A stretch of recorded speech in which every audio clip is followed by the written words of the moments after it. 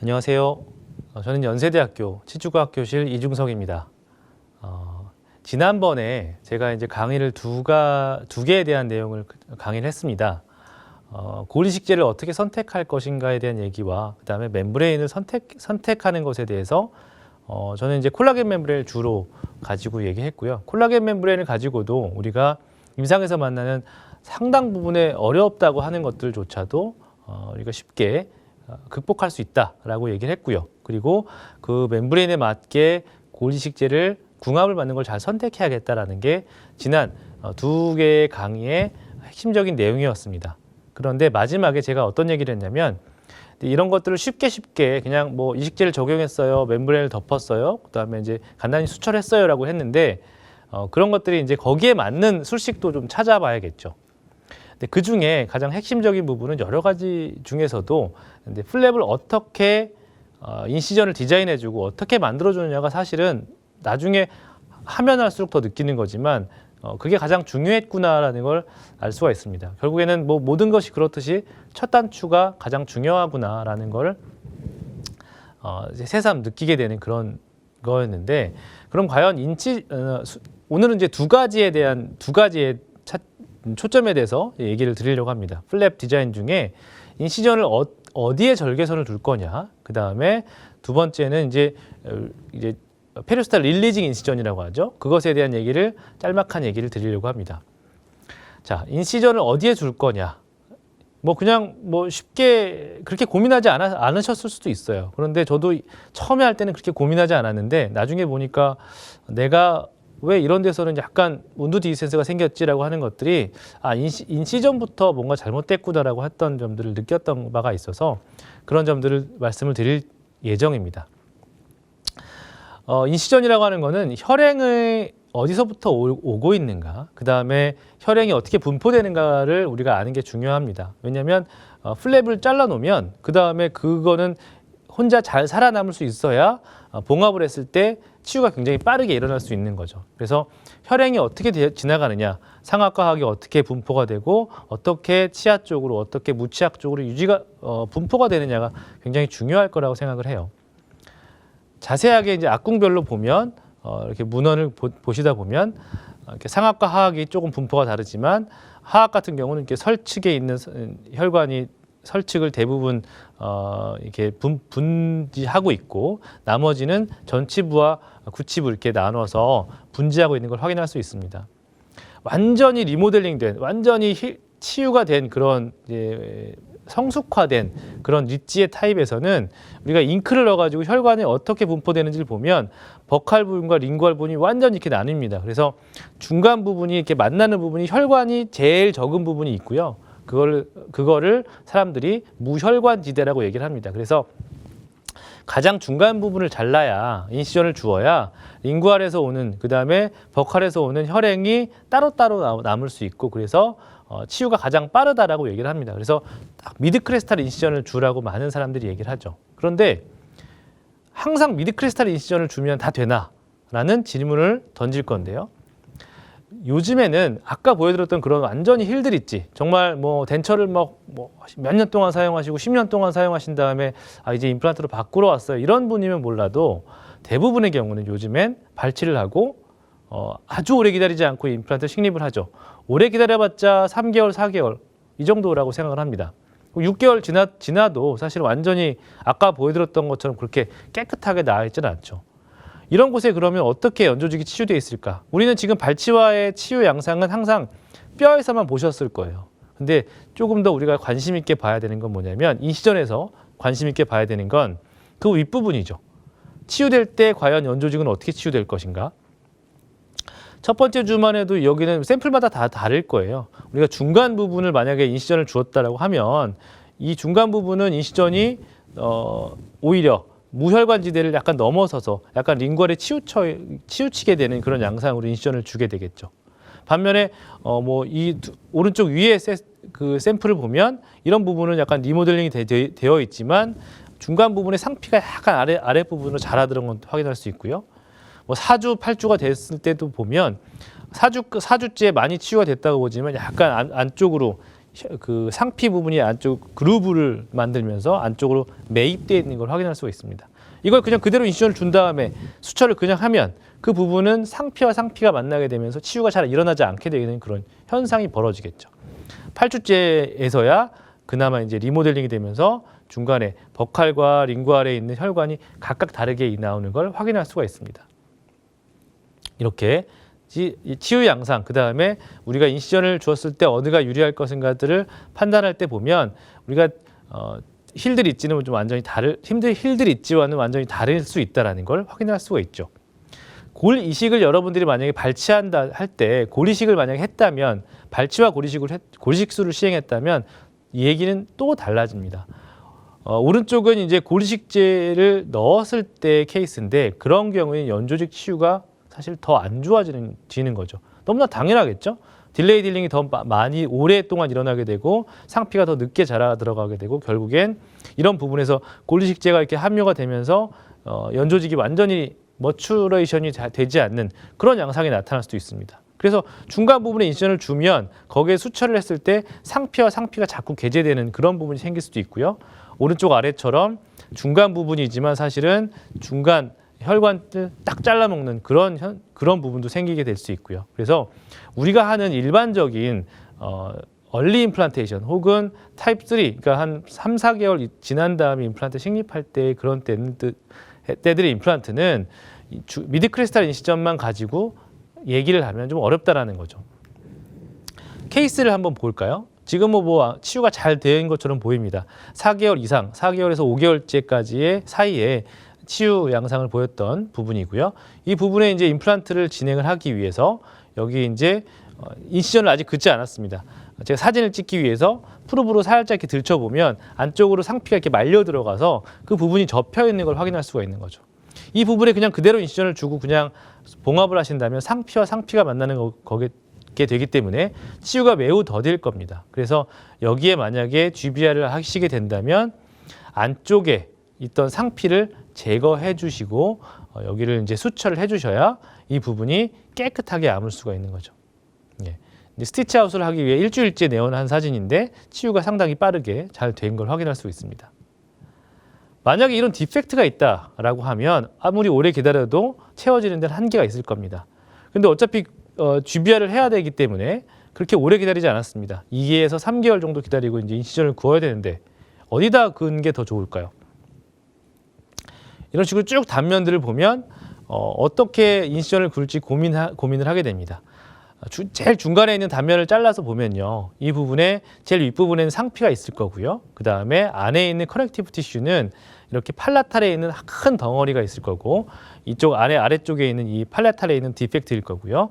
여기는 아마 혈행이 팔라탈에서 오고 있는 것들이 대부분 거의 다일 겁니다.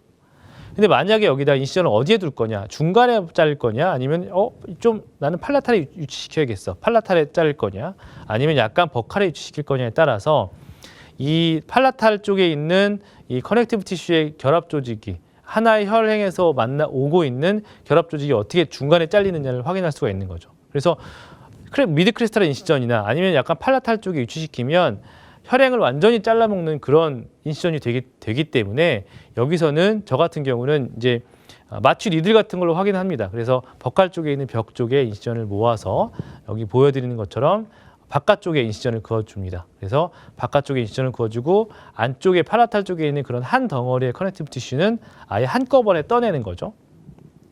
한꺼번에 떠내고 그 뒤에 임플란트 식립을 한 다음에 안쪽에 이렇게 고리식제를 차곡차곡 채워 넣습니다. 그리고 이제 콜라겐 멤브레인을 그냥 덮고요. 이제 팔라탈 티슈가 자체가 아주 펌하게 그 부분을 눌러주기 때문에 아마 그 스페이스 안정성은 굉장히 잘 안정적으로 유지될 거라고 생각을 합니다. 이 부분에 간단히 수처를 하는 거죠. 팔라탈 쪽에서만 당겨줄 수 있다면 혹은 좀 모자란다면 약간의 릴리징 인시전을 해줄 수도 있게 되겠죠. 이렇게 되면 한쪽으로 혈행을 끊지 않았기 때문에 치유가 굉장히 빠르고요. 오른쪽은 일주일째 사진인데도 불구하고 치유가 매우 빠르게 나타나는 걸 확인할 수 있죠. 결국엔 인시전을 어디에 두느냐를 조금 바꿔서 고민을 해서 치유가 굉장히 빠르게 했던 그런 케이스입니다. 결국 GBR의 성공은 얼마나 초기에 빨리 치유가 되고 딜레이 딜링이 안 되고 온도 디스턴스가 안 생기느냐가 아주 중요한 포인트이기 때문에 어디에 인시전을 주느냐, 이게 아주 우리의 스트레스를 줄이고 성공을 늘리는 척도 중에 하나라고 생각할 수 있습니다. 이 케이스에서도 디펙트를 확인하고 여기서는 버칼 쪽에 디펙트가 좀 몰려 있구나라고 확인을 해서 팔라탈 쪽에 디펙트 중에 팔라탈 쪽에 치우쳐서 인시전을 그어줬습니다. 그리고 일주일째 보면 이제 약간의 결손부는 남아 있는 것처럼 보이죠. 원래 있던 결손부 양상만 남아 있는 거고 인시전을 그었던 부분은 치유가 굉장히 빠르게 일어난 걸 확인할 수 있습니다. 일주일째가 되었는데도 굉장히 확인하기가 어렵죠. 인시전 라인을. 결국에는 완전히 힐드 릿지에서는 우리가 미드 크레스탈 인시전이 가장 이상적이라고 할 수 있습니다. 그러나 우리가 일반적으로 하는 그런 임상에서 하는 발치하고 몇 개월 기다렸다가 하는 임플란트에서는 GBR을 할 때는 항상 미드 크레스탈 인시전을 고민하시는 게 아니라 인시전을 약간 조정을 하셔서 이 부분에 이제 그 한쪽으로 좀 치우쳐서 디펙트를 한쪽으로 몰아서 혈행을 끊지 않은 인시전을 주시는 게 가장 좋을 것 같고요. 안쪽으로 약간 이렇게 매입되어 있는 그런 양상이라 그러면 디에피테리제이션을 시키면서 그 부분을 치유가 잘 되게 커넥티브 티슈와 커넥티브 티슈가 만날 수 있게 만들어주는 게 또 하나 핵심적인 부분일 거라고 생각합니다. 자, 그러면 이제 두 번째 얘기를 드릴 텐데요. 인시전을 잘 그었어요. 디자인을 잘 해가지고 치유가 잘 되게 할 수 있는 그런 상태를 만든 다음에 우리가 릴리징 인시전을 하는 경우들이 많습니다. 왜냐하면 막 푹 꺼져 있는 양상에다가 고리식재를 많이 넣었으면 당연히 이게 티슈가 모자라지 않아? 라는 생각이 드시겠죠. 그래서 많은 분들이 이렇게 얘기합니다. 멤브레인을 적용하기 전에 릴리징을 다 해라.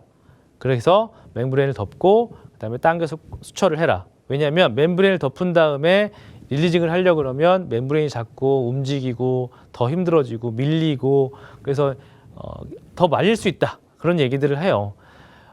이제 저도 그 부분에 상당 부분 동의를 하지만 하나 동의되지 않는 점은 뭐냐면 모든 경우에 이식을 했다고 해서 릴리징을 할 필요가 있느냐에 대한 고민이 사실은 있습니다. 그래서 그 얘기를 차차 드리면서 일반적인 이제 릴리징 인시전과 함께 설명을 드리도록 하겠습니다. 사실 버티컬 인시전을 긋거나 혹은 릴리징 인시전을 주어서 플랩을 이렇게 당기는 데 노력을 합니다. 이제 예전에 몇 년 전에 COIR의 박정철 교수님과 정의연 교수님께서 이제 냈던 논문이 이런 게 있었어요. 플랩을 버티컬 인시전을 주거나 혹은 릴리징 인시전을 준 다음에 당겨봤을 때 얼마나 당겨오는지 몇 % 정도 당겨오는지를 했던 임상에서 확인했던 논문이 있었는데요. 한쪽에만 버티컬 인시전을 줬을 때는 한 13% 정도 이렇게 조금 더 따라 어드밴스가 됐고요. 양쪽에 줬을 때는 한 20에서 25% 정도 조금 올라왔어요. 그런데 한 70% 정도 올라올 수 있었던 건 릴리징을 주면서 슉 하고 따라올 수 있었던 거죠. 그래서 많은 부분에 어드밴스가 필요하다 그러면 사실 릴리징 인시전이 굉장히 중요한 툴이고 많은 분들이 그렇게 하고 계시고 여러분들도 아마 그렇게 알고 계실 거로 알고 있습니다.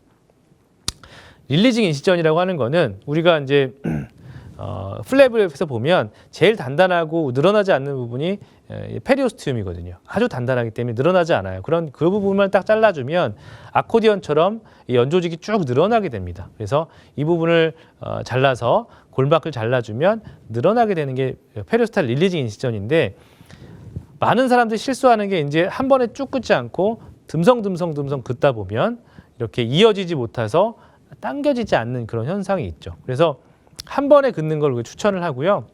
한 번에 긋을 수 없다면 우리는 나눠서 긋더라도 그 부분을 항상 확인하면서 쭉 이어질 수 있게 하는 게 좋습니다. 그래서 당기면서 했을 때 이 부위에 고리식재를 넣고도 이제 잘 꼬맬 수 있게 되는 거고요. 임상에서 이제 보시면 이 부분에 이제 임상을 보시면 쭉 여러 번 긋지만 눈으로 확인하면서 한 번에 그어질 수 있도록 긋습니다. 지금 방금 말씀드렸던 것처럼 멤브레인 저렇게 있는 데서 릴리징을 주면 조금 더 어렵고 조금 더 실수할 수 있는 요소가 생기죠. 이렇게 해서 그만큼을 릴리징을 준 다음에 꾸며주면서 수처를 해주면 치유가 잘 될 수 있겠죠. 자, 이런 케이스에서 어떻게 이제 릴리징을 주고 마무리했는지 이제 또 보여드리겠습니다. 수평적인 흡수가 많이 있는 걸 확인할 수가 있고요. 이 부분에서 한쪽에 디스탈 쪽에 2번의 디스탈 부위에 버티컬 인시전을 한쪽에 주었고요. 그다음에 임플란트를 식립을 했는데 전장에 걸쳐서 디센스가 이제 발생을 했습니다. 임플란트를 식립을 하고 주변에 골 이식제를 적용을 하고 콜라겐을 이제 멤브레인을 덮어주고요. 이 부분에 수처를 해줍니다. 자, 이 과정에서 제가 사진을 안 찍은 게 아니라 릴리징을 하진 않았습니다. 네. 릴리징을 하지 않아도 이렇게 수처를 해서 마무리가 되는 경우가 있죠. 이런 경우에는 타이트하게 멤브레인이 잡아주는데 그 고리식제가 그러면 굉장히 안정적이 될 수 있어요. 그런데 간혹 우리가 그런 밸런스를 잘 못 맞추다 보면 어떤 일이 벌어지는지 한번 보여드리겠습니다. 제가 옛날에 이거는 굉장히 실험비를 굉장히 많이 들여서 실험을 했는데 퍼블리시를 안 한 그런 데이터가 하나 있습니다. 어떤 거였냐면 GBR을 해서 성견에다가 GBR을 하고 어떤 특정한 목적을 보여주고자 이렇게 GBR을 했던 경우가 있었어요. 근데 이제 저희가 이렇게 디센스를 크로닉 타입의 디센스를 만들고 여기에다 임플란트를 심어주고 각각의 이제 GBR을 진행을 했습니다. 그리고 멤브레인을 이렇게 적용을 해주고 덮어주고 마무리를 했어요. 그런데 성견 같은 경우 릴리징을 주지 않아도 굉장히 많이 늘어납니다. 예, 그리고 편편하기 때문에 이렇게 만약에 고리식제가 아주 빵빵하게 넣어지지 않았다면 혹은 릴리징을 줘가지고 릴리징이 너무 많이 해서 고리식제보다 너무 헐렁헐렁하게 된다면 이 텐션 자체가 매우 줄어들면서 고리식제가 확 퍼지게 될 수밖에 없습니다. 이 영상에서는 자세히는 안 보일 수도 있는데 CT에서 보면은 굉장히 고리식제는 다 흩날려서 흔적도 없이 사라진 걸 확인할 수가 있고요. 이렇게 조직학적인 사진에서 보시는 것처럼 디센스는 그대로 남아 있고 고리식제는 온데간데 사라져 있는 그런 현상을 볼 수가 있습니다. 흡수가 거의 되지 않는다고 하는 이종골 이식제를 사용했음에도 불구하고 왜 없어졌을까요? 이거는 텐션 자체가 없이 플랩 자체를 너무 많이 당겼거나 아니면 고리식제를 너무 적게 넣었을 때 일어나는 현상처럼 다 퍼져버린 거죠. 저 끝에 가 있거나 베스티뷴 쪽에 가 있거나 그러면서 이게 흩날리다가 나중에 그냥 조직 바깥으로 튀어나오게 되는 그런 것처럼 없어져 버렸을 겁니다. 자, 그러면 우리는 여기서 의심을 해야 됩니다. 릴리징 이식전은 꼭 필수인가? 릴리징 이식전은 꼭 해야 되는가라는 의심을 해야 된다는 거죠. 우리가 하는 이제 디펙트에서는 대부분 아까 예전에 말씀드렸던 것처럼 새들 타입의 디펙트 같이 보면 주변 결손부가 그 부분 빼고는 다 컨케이브하게 있고 주변 결손부는 튀어나와 있는 경우가 대부분 많습니다. 상악 같은 경우에 만약 전치부든 어떤 구치부든 진행을 한다 하더라도 전치부는 이 나잘본이 있고요. 이제 구치부에 가면 이제 자이고마가 있겠죠. 그래서 이런 것처럼 위쪽 부분이 이렇게 쭉 올라가는 양상이에요. 그래서 이 부분을 만약에 저 밑에까지 박리를 하게 되면 임플란트를 하고 충분히 GBR을 하더라도 플랩을 덮어주는데 릴리징을 안 줘도 거의 똑같습니다. 여기 밑에 있는 실선이나 저쪽에 있는 점선이나 사실 길이는 똑같거든요. 그러니까 콘케이브한 것을 컴팩스하게 만들어주는 것이기 때문에 릴리징이 없어도 이럴 때는 충분하게 되죠. 근데 여러분들이 만약에 여기 저 위까지 박리하는 건 너무 무서워라고 해서 박리를 조금만 했다고 하면 여기서는 그 한계가 명확합니다. 저 디펙트의 컨케이브한 부분까지 넘어서 주어야만 그만큼 뼈 이식을 잘 할 수가 있고 이렇게 되면 오히려 릴리징을 많이 주어야만 겨우겨우 덮는 그런 현상이 일어나겠죠. 그런데 우리가 아무리 해도 잘 안 되는, 아무리 박리를 깊게 해도 잘 안 되는 케이스가 어떤 거냐면 베이잘본까지 전체적으로 얇은 경우, 네로우 리치 같은 경우는 이렇게 해도 아무리 위쪽으로 박리를 하더라도 이 릴리징을 주지 않으면 안 되는 그런 케이스고요. 이런 거를 제외한다면 상당히 많은 케이스에서 릴리징이 없어도 이제 프라이머리 수처를 잘 쉽게 이룰 수가 있습니다. 이런 케이스에서 이제 버커링구알로 다 이렇게 흡수가 되어 있죠. 이부에 임플란트 심고 버커링구알에 모두 다 볼륨을 만들어주기 위해서 이식을 진행을 합니다. 여기다가 이식제를 이제 퍼포레이션을 내주고 이제 릴리징을 할까 말까 고민을 할 때 저는 어떻게 하냐면 멤브레인을 다 적용하고 그때서야 했는데 잘 안 돼. 그때서야 릴리징하면 너무 늦겠죠. 그래서 내가 원하는 만큼의 본 엔벨롭만큼 저희 이식을 할 거잖아요. 그만큼에 대고 페리오 엘리베이터를 넣습니다. 그 다음에 그 위에 한번 빨래줄처럼 이렇게 널어봐요. 그랬을 때 우리가 내 수처가 만날 수 있는 봉합선까지 간다라고 하면 릴리징을 하지 않습니다. 딱 그만큼까지만 이식을 하고 수처를 해줍니다. 그러면 텐션 자체가 많이 헐렁거리지도 않고 그래서 이식제가 날리지도 않아서 아주 안정적으로 유지가 되고 GBR이 성공적으로 맞춰질 수가 있는 거죠. 그래서 버커링구알에 이런 식으로 골 이식을 하고요. 멤브레인을 덮어주고 이 부위에 이제 수처를 해줍니다. 실제 진짜 릴리징을 하나도 안 하고도 이 수처가 잘 되고요. 완전히 마무리가 될 수 있었습니다. 또 다른 케이스를 볼까요? 전치부의 이런 케이스입니다. 아무리 이제 컨케이브한 거를 다 드러낸다 하더라도 이게 광범위해질 때는 복합적입니다. 이쪽 부분에 이제 스카가 있을 때도 있고 이쪽 부분에 디펙트가 어쩔 수 없이 다른 곳에 영향을 줄 때도 있고 되게 복잡하죠. 그럴 때는 어떻게 하는지를 보여주는 케이스인데요. 2번과 2번에 임플란트를 심어야 되는 그런 케이스였고 그러니까 이전 강의에서도 한번 보여드렸는데 아주 챌린저블한 디펙트입니다. 임플란트가 거의 다 노출이 돼 있고요. 상방 부위에서만 겨우 고정할 수 있는 그런 디펙트였습니다. 그 다음에 저희가 이제 GBR을 해야겠죠. GBR을 할 때 하기 전에 어떻게 한다고 말씀드렸냐면 저는 이제 페리오 엘리베이터를 넣어서 얼마큼 릴리징을 해야 되는지를 확인한다 그랬는데 저기 보시는 것처럼 페리오 엘리베이터를 넣어서 내가 원하는 만큼 본의 엠벨럼만큼을 대봤고요. 당겨봤을 때 팔라탈 티슈까지 잘 닿는 걸 확인했습니다. 그러면 여기 10번대의 디스탈 부위는 이제 릴리징 안 해도 되겠어 판단을 했고요. 그리고 중간 부분 했더니 그 본 엠벨럼만큼 했더니 안 따라 올라오더라고요. 그래서 이 중간 부분은 약간 릴리징을 줘야겠다라고 생각해서 그 부분 아주 일부만 릴리징을 줬습니다. 네.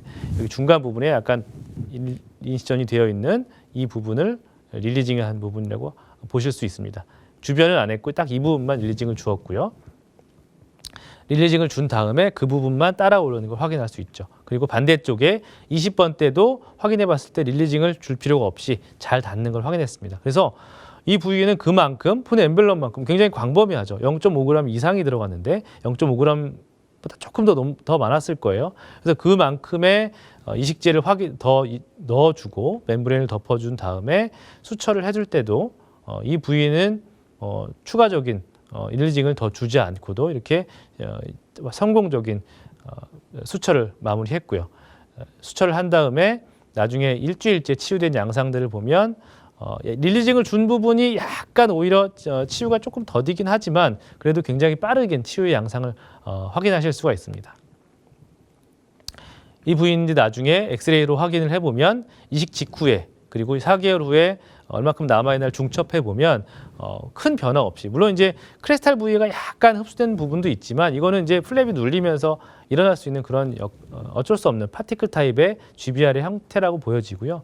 나중에 1년 있다가도 관찰을 해봐도 그 형성 4개월째 유지됐던 그 이식제가 잘 유지돼서 골 형성이 잘 된 걸 확인할 수 있습니다. 결국엔 플랩을 어떻게 잘 안정적으로 타이트하게 너무 헐렁하지 않게 너무 과도하게 릴리징을 줘서 난 여기까지 당겼어 이렇게 하는 게 사실 실패하는 GBR의 지름길입니다.